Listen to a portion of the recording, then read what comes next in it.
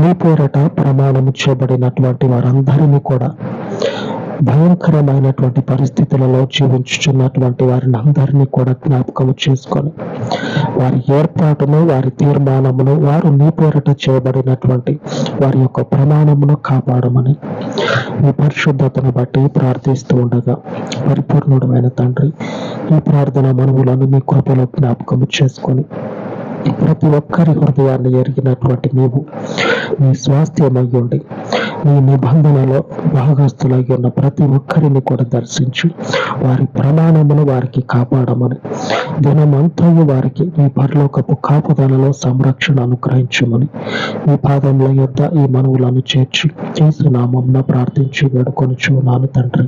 ఆమేన్, ఆమేన్. మన పరిశుద్ధుని కృప మనకు తోడై ఉండను గాక. ఆమేన్, ఆమేన్.